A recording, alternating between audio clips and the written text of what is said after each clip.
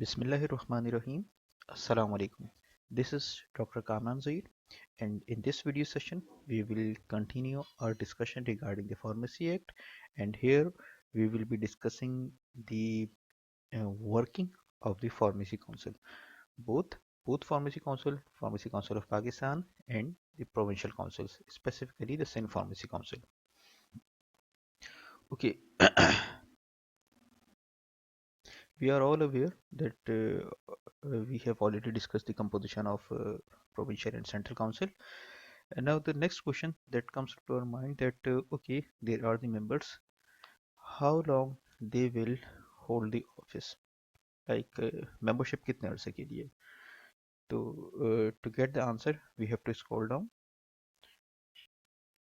till section number 8, term of office. अच्छा, जब हम term of office पढ़ें, ये मतलब ये जानने के लिए कि कितने अरसे तक इनकी मेंबरशिप कंटिन्यू रहेगी, तो यहाँ पर हमें मिलता है members other than the ex-officio member shall hold office. Okay, I will highlight it. Shall hold office for a period of 3 years. 3 साल की इनकी मेंबरशिप है. अब कब से ये 3 साल काउंट होंगे, कब से कब तक होंगे ये 3 साल? तो commencing on the day on which he assumes office and shall be eligible for renomination. अच्छा, अब इसके बाद इसमें दो पार्ट्स हैं. For a period of 3 years के बाद commencing on the day which he assumes office. अच्छा, अब ये assumes office को हम किस तरीके से लेंगे? मतलब जब भी ड्यूरेशन किसी की काउंट होगी, फॉर एग्जांपल फार्मेसी काउंसिल के मेंबर्स की बात करें कि 3 साल के लिए इनकी नॉमिनेशन है, ये 3 साल शुरू कब से होंगे? अब चीज़ आती है कि या तो नोटिफिकेशन से होंगे. अब जैसे अगर आप लोग रिकॉल करें सिंध फार्मेसी काउंसिल के मेंबर्स का नॉमिनेशन, चलें स्क्रीन पे दिखाने की कोशिश करते हैं. ये देखिए, अगेन ये इमेज फाइल है, बट होपफुली आप इसे पढ़ सकते होंगे. आपने पूरा पढ़ा हुआ है, बस सिर्फ मैं रिकॉल कर रहा हूँ.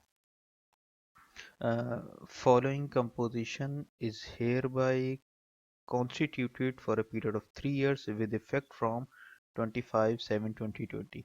अब वैसे एक तरीका तो है कि यहाँ पर नोटिफिकेशन में ही मेंशन कर दिया जाए कि इस तारीख से इनकी कंपोजिशन स्टार्ट हो रही है. लेकिन क्या फार्मेसी एक्ट में एक्चुअली ये लिखा हुआ है? फार्मेसी एक्ट में लिखा हुआ है commencing on the day on which he assumes office. अब ये अज्यूम्स ऑफिस को या तो हम इस तरीके से करेंगे, नोटिफिकेशन में स्पेसिफाई कर दिया, एक चीज़. दूसरा ये हो सकता है कि जब इन्हें इन्फॉर्म किया गया कि अब आप फार्मेसी काउंसिल मेंबर हैं and they have given the acceptance, okay I am ready to serve as a member of the pharmacy council, जब उनकी एक्सेप्टेंस आई तो उस डेट से काउंट कर लें.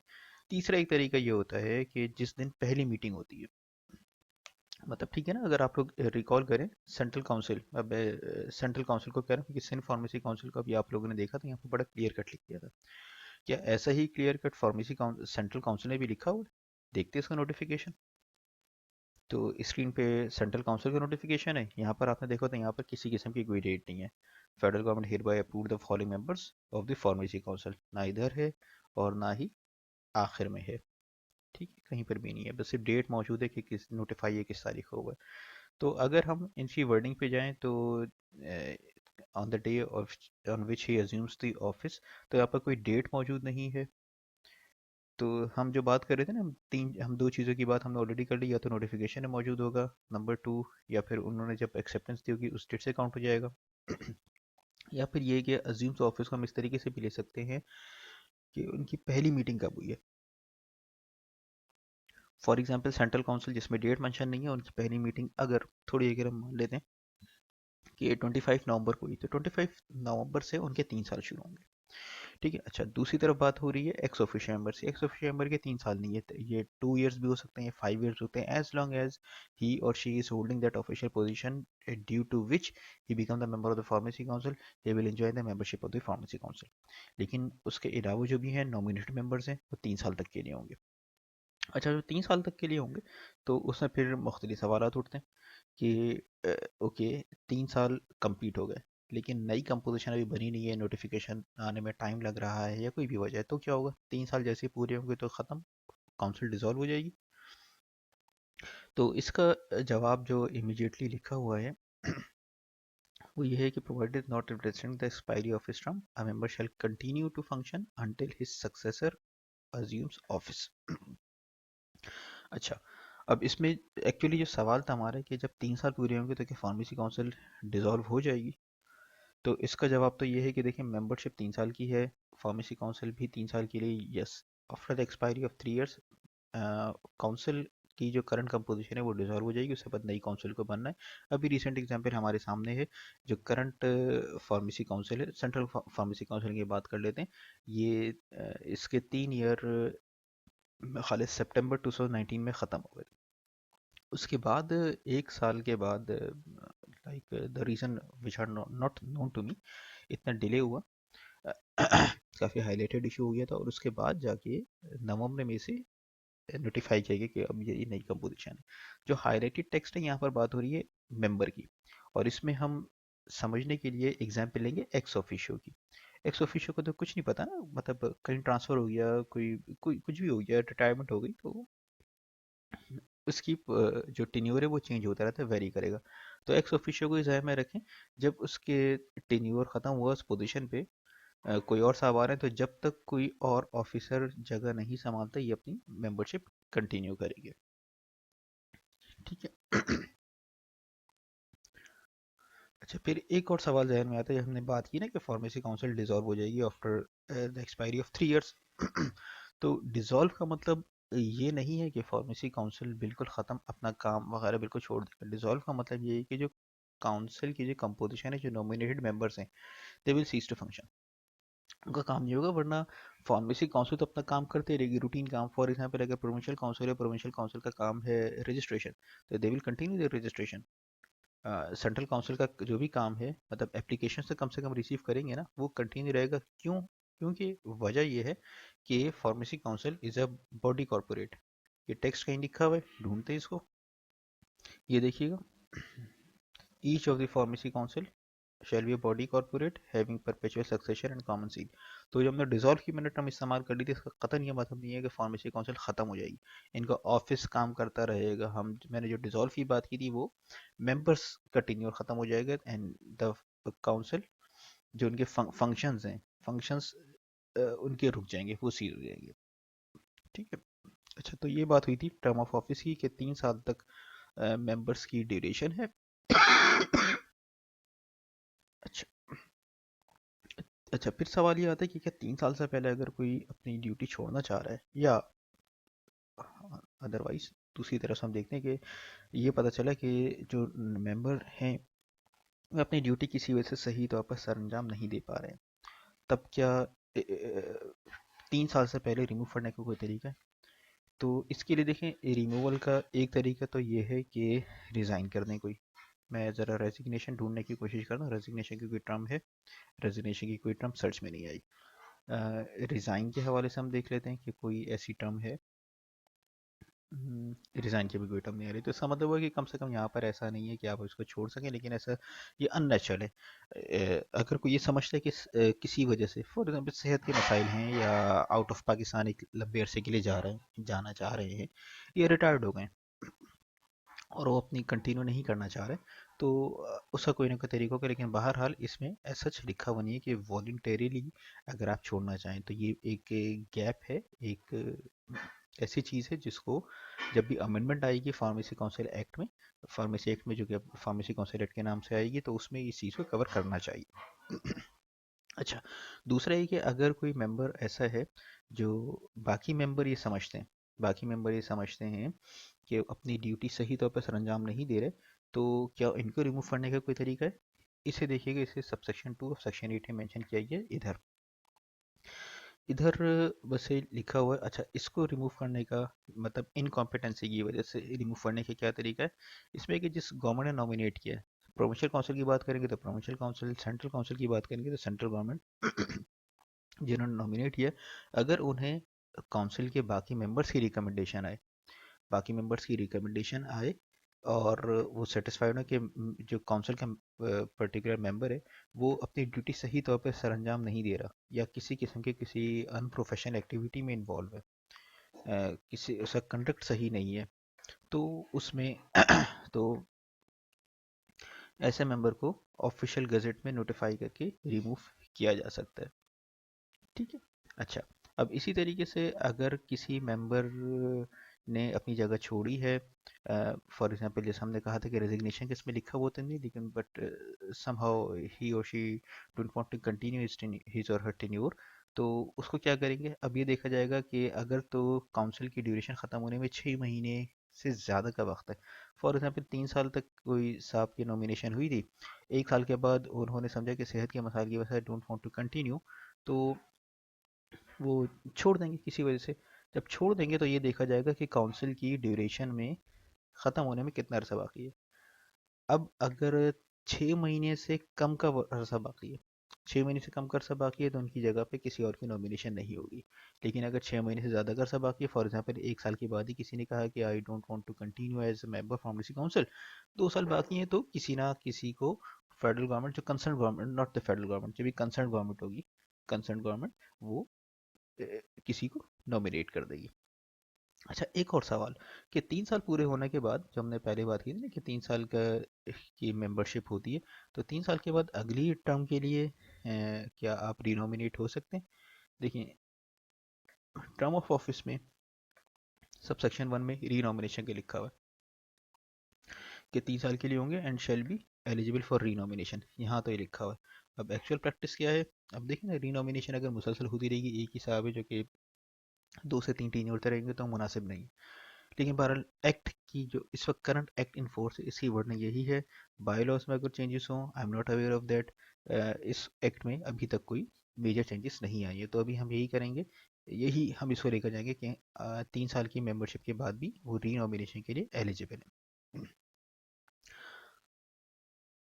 अच्छा, ये नंबर 10 में देख लें, ये असल में इसी की कंटिन्यूशन में है कि अगर कोई साहब या साहिबा छोड़ गए, कंपोजिशन में 1 से 2 लोग कम हैं, तो उसके 1 से 2 लोगों के कम होने का कोई ऐसा असर पड़ेगा काउंसिल की परफॉर्मेंस पे।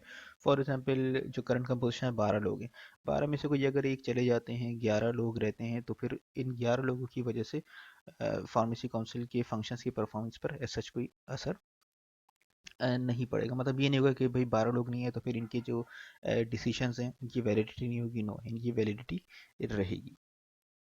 अच्छा, इसी तरीके से हम और आगे बढ़ते हैं। Here comes section 11, election of the vice president. अच्छा, हमें ये बखूबी मालूम है कि फार्मेसी काउंसिल सेंट्रल होगी या प्रोविंशियल होगी, इसको हेड करेगा प्रेसिडेंट, प्रेसिडेंट हेड करेगा। तो इसी तरीके से एक और डेजिग्नेशन इसमें वाइस प्रेसिडेंट। अब वाइस प्रेसिडेंट है इलेक्टेड, ये नॉमिनेटेड नहीं है, अपॉइंटेड नहीं है। अब इलेक्टेड है, इलेक्टोरल कॉलेज क्या है, इलेक्टोरल कॉलेज है इसके मेंबर्स ही। तो अब ये है कि council shall every year elect one of its member, मतलब उन्हीं में से, अब 12 हो, सेंट फार्मेसी काउंसिल की जो करंट कंपोजिशन है वो 17 है, तो उनमें से ही कोई एक मेंबर उसे इलेक्ट किया जाएगा on the basis of majority vice president के तौर पर। वाइस प्रेसिडेंट के तौर पर किया जाएगा, हर साल वाइस प्रेसिडेंट इलेक्ट होगा। जब हर साल इलेक्ट होगा तो ऑटोमेटिकली इसका जो टर्म ऑफ ऑफिस है वो 1 साल ही होगा, shall hold office for a period of 1 year, और री इलेक्शन के लिए एलिजिबल है।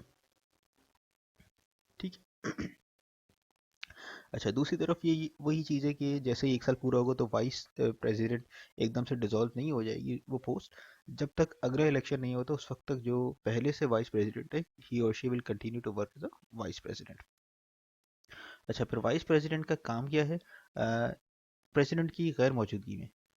अब देखिए ना, हमने प्रेसिडेंट देखा है, is x official drug control, DG health, government of Pakistan, busy designation.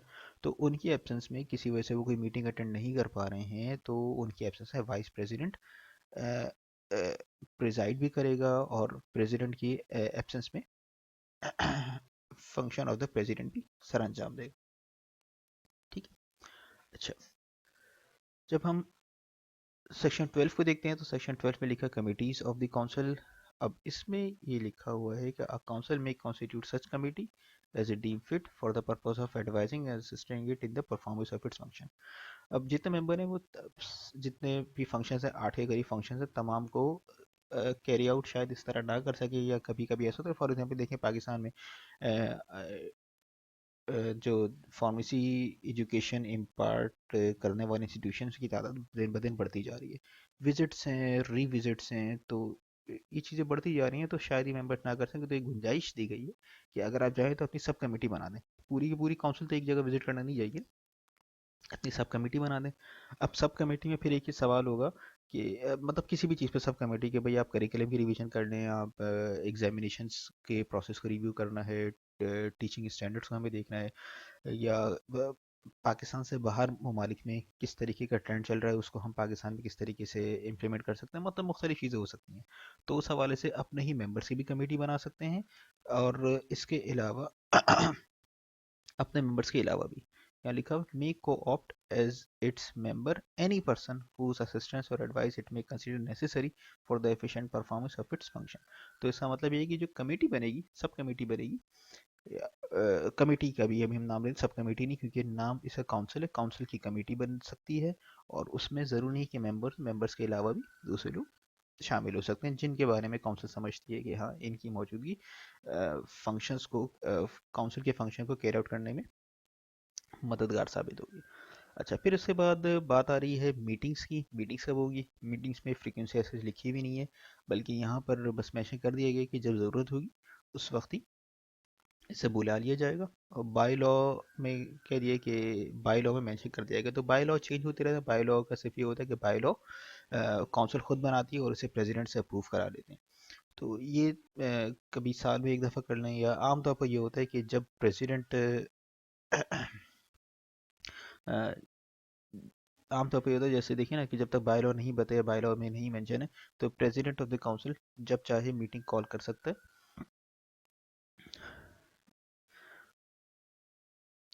और जो भी मामला है उन्हें डिस्कस कर सकते हैं। अच्छा, प्रिजाइड कौन करेगा? प्रिजाइड कौन करेगा? या तो प्रेसिडेंट उसे मीटिंग को हेड करेंगे, उनकी एब्सेंस में वाइस प्रेसिडेंट हर मीटिंग को प्रिजाइड करेंगे। और अगर किसी वजह से प्रेसिडेंट और वाइस प्रेसिडेंट दोनों मौजूद नहीं हैं और फिर भी मीटिंग हो रही है किसी किस्म की, इमरजेंसी मीटिंग है, तो मेंबर्स उस वक्त मीटिंग के लिए जितने मेंबर्स मौजूद होंगे उनमें से ही किसी मेंबर को सिलेक्ट कर देंगे कि भाई आप एटलीस्ट इस पर्टिकुलर मीटिंग को प्रिजाइड कर दें। अच्छा, फिर उसके बाद फिर एक चीज़ आती है कोरम। अब कोरम क्या चीज़ होती है? कोरम वो मिनिमम नंबर ऑफ मेंबर्स है जो किसी भी मीटिंग को, किसी भी इजलास को कानूनी हैसियत देते हैं। मतलब इससे कम मेंबर अगर मौजूद होंगे तो उस मीटिंग में लिए गए फैसलों की कोई कानूनी हैसियत नहीं होगी। वरना तो ऐसा होगा ना कि कोई दो लोग मिलकर बैठे जिसमें से और उन्होंने अपने अपने फैसले कर लिए और उसे कानूनी जवाब मिल जाएगा। नो, ऐसा नहीं होता। तो इसमें एक कम से कम कुछ लोग तो मौजूद हैं। अब कितने लोग हों इसे हम कहते हैं कोरम। अब फार्मेसी काउंसिल की मीटिंग्स के लिए जो कोरम है, quorum is the 1/3 of the total numbers. Total numbers. अब टोटल नंबर्स में ये है कि क्या total number of what, total number जितने मेंबर्स हैं, जो कंपोजिशन है। जैसे अगर सेंट्रल काउंसिल की बात करें, करंट कंपोजिशन वो 12 मेंबर्स हैं। 12 मेंबर्स का 1/3 कितना होगा? 12 मेंबर्स का 1/3 है 4। तो एटलीस्ट 4 लोग मौजूद होने चाहिए मीटिंग में। इसी तरीके से अगर हम चलिए तो सिंपल सिंपल हो गया ना, अभी जो लिखा हुआ है a fraction being counted as one, इसको जरा हम देख लेते हैं। सिन फार्मेसी काउंसिल की बात करते हैं। सिन फार्मेसी काउंसिल की कंपोजिशन को अगर आप देखें, अगर आप लोगों को याद हो पिछली वीडियोस में देखिए, देयर आर 17 मेंबर्स। अब 17 मेंबर्स का 1/3 आप निकालें तो 17 मेंबर्स का 1/3 कितना होगा? 17 मेंबर्स का 1/3 कितना होगा? 5 पॉइंट समथिंग होगा। 5 पॉइंट समथिंग ना, कुछ डेसिमल्स आएंगे। तो आप इसमें लिखा हुआ है कि फ्रैक्शन काउंटेड एज वन, तो इसका मतलब हुआ कि उसे फ्रैक्शन को 1 काउंट कर लेंगे, तो 5 + 1 6। तो 6 is the quorum for the meeting of Sindh pharmacy council. ठीक है, ये बात कोरम की होगी, ये इससे बखूबी वाकिफ है। फिर रिपीट कर रहा हूँ, quorum is the minimum number of members that gives the legality, that gives the legal cover to the decision of that meeting। अच्छा, इसी तरीके से फिर एक और एनुअल रिपोर्ट है। एनुअल रिपोर्ट जैसे नाम से ज़ाहिर है कि हर साल जो भी रिस्पेक्टिव काउंसिल है, रिस्पेक्टिव काउंसिल अपनी रिपोर्ट बनाएगी। फॉर एग्जांपल यहाँ पर इन्होंने बात की है सेंट्रल काउंसिल की, तो सेंट्रल काउंसिल हर साल अपनी रिपोर्ट बनाएगी कि पूरे साल में इन्होंने क्या क्या काम किए हैं, किस तरीके के फंक्शंस, मतलब फंक्शंस को कैरी आउट करने के लिए क्या क्या विजिट्स किए हैं, कोई नई रिकमेंडेशंस दी हैं वगैरह। और जितने भी एक्सपेंसेस हैं, उन एक्सपेंसेस का जितने भी अकाउंट्स हैं, जितने एक्सपेंसेस हैं या जो कुछ भी पैसे वैसे इनके पास आए, मनी रिसीव्ड एंड एक्सपेंसेस, वो सब उनकी डिटेल प्रोवाइड की जाएगी। अच्छा, फिर इसके बाद इनके फंक्शन है कि सेक्रेटरी एक है, कि सेक्रेटरी का है appointment officers and staff of the council. अब देखिए, अभी हमने जैसे तस्करा किया ना कि मेंबरशिप 3 साल के लिए है और 3 साल के बाद मेंबरशिप चेंज होती रहेगी। लेकिन कोई जो सेक्रेटरीट होगा, ऑफिस होगा, वो तो कंटिन्यू रहना चाहिए ना, उसमें तो कंटिन्यूएशन होनी चाहिए, क्योंकि फिर नए लोग आएंगे, फिर चीज़ें चेंज होती रहेंगी। चेंज मतलब वो पॉलिसी मैटर तो डिसाइड करेंगे, लेकिन जो रूटीन मैटर है, रूटीन मैटर में आप ऑफिस बॉय को, ऑफिस के जो लोग हैं, उन्हें आप हर 3 3 साल के बाद चेंज करना मुनासिब नहीं होता। तो कुछ लोग होंगे जो कि वहाँ कंटिन्यू करेंगे, उनका टर्म ऑफ ऑफिस क्या होगा, कितने साल के लिए होंगे, कॉन्ट्रैक्ट पे रखेंगे, परमानेंट रखेंगे, वो सब फिर काउंसिल ही डिसाइड करेगी। बस यहाँ पर एक देखिए कि एटलीस्ट आपको जो सेक्रेटरी ऑफ द काउंसिल होगा, सेक्रेटरी को अपॉइंट करेंगे तो बाकायदा टर्म्स एंड कंडीशन के अगेंस्ट में कि भैया आपने इसको अपॉइंट किया है, परमानेंट है, कॉन्ट्रैक्ट है 5 साल के लिए, 3 साल के लिए, या परमानेंट है तो जब तक रिटायरमेंट नहीं तो उस वक्त तक के लिए, बाकी दूसरे ऑफिसर्स हैं ऑफिस के लिए जो भी रूटीन बिजनेस चलाने के लिए ज़रूरी है। ठीक। अच्छा, बस यहाँ पर सेक्रेटरी के बारे में लिखा हुआ है कि सेक्रेटरी कौन हो सकता है। सेक्रेटरी वो हो सकता है उन लोगों में से जो रजिस्टर ए में रजिस्टर होने के अहल हैं। इसका मतलब ये हुआ कि सेक्रेटरी, आसान अल्फाज में कह रहे हैं कि secretary should be a pharmacist holding a degree in pharmacy which is conferred by him by a recognized institute or by an institute whose degree is recognized by the pharmacy council। ये भी हम already discuss कर चुके हैं। आसान अल्फाज में कहना है कि सेक्रेटरी नॉन फार्मासिस्ट नहीं होगा, फार्मासिस्ट एक फार्मासिस्ट ही सेक्रेटरी होगा। अच्छा, क्या उसकी रजिस्ट्रेशन एक्टिव होनी चाहिए? यहाँ पर बस ये लिखा हुआ है कि एलिजिबल फॉर रजिस्ट्रेशन। तो जो सवाल आएगा ना, अगर अगर सवाल पूछा है कि क्या रजिस्टर्ड फार्मासिस्ट होना चाहिए, नॉट नेसेसरी। रजिस्टर्ड फार्मासिस्ट होना हो तो बहुत अच्छी बात है, लेकिन अगर वो रजिस्टर्ड फार्मासिस्ट नहीं है, एक्सपायर हो गई है रजिस्ट्रेशन इसी वजह से, फिर उसे रजिस्ट्रेशन रिन्यूअल के लिए अप्लाई किया हुआ है, तो एलिजिबल तो है रजिस्ट्रेशन के लिए। तो everybody who is eligible for the registration, वो ही और she can be appointed or is eligible to be appointed as a secretary। अच्छा, अच्छा, अब इसमें फिर 16 में हम देख लेते हैं, फाइनेंसिस की बात आ रही है। अब फाइनेंसिस में ये बात आएगी कि इनका जो रूटीन बिजनेस होगा वो कैसे चलेगा, पैसे कहाँ से आएंगे, पैसों का सोर्स क्या होगा। इससे पहले हमने ड्रैप एक्ट देखा था। ड्रैप एक्ट को अगर हम रिकॉल करें तो ड्रैप एक्ट में ज़रा डिटेल दी गई थी कि कहाँ कहाँ से कौन कौन से रिसोर्सेज हैं, गवर्नमेंट से फंड आ सकता है, फ़ी कलेक्ट कर सकते हैं वगैरह मुख्तलिफ चीज़ें थी, क्योंकि 1967 का एक्ट लिखा हुआ है, तो यहाँ पर इतनी डिटेल मौजूद नहीं है। तो इसको हम इस तरीके से लेते हैं कि इसमें इस तरह की ये फ़ीस वगैरह भी या एड वगैरह का भी इसमें तस्करा होगा, लेकिन यहाँ डिटेल में नहीं लिखा हुआ। फाइनेंसिस हम देख लेते हैं। The fund of such central council shall consist of such monies may be placed at disposal by the central government. मतलब सेंट्रल गवर्नमेंट की तरफ से कोई चीज़ आ रही है। The fund of the provincial council shall consist of the fee received by it under this act and of such money as may be placed at its disposal by the provincial government. तो इसमें क्या हुआ, इसमें देखें finances अगर हम गौर से देखें 1967 का लिखा गया है, ये जहन में रखते हुए पढ़िएगा। सेंट्रल काउंसिल के पास जितने भी फंड आएंगे वो फेडरल गवर्नमेंट की तरफ से, यहाँ सेंट्रल गवर्नमेंट लिखा हुआ है तो हम फेडरल गवर्नमेंट के टर्म इस्तेमाल करते हैं, उनकी तरफ से डायरेक्टली आएंगे, सेंट्रल गवर्नमेंट ही इन्हें पैसे देगी। ठीक। अच्छा, प्रोविंशियल काउंसिल की जो बात है, प्रोविंशियल काउंसिल के हवाले से ये कि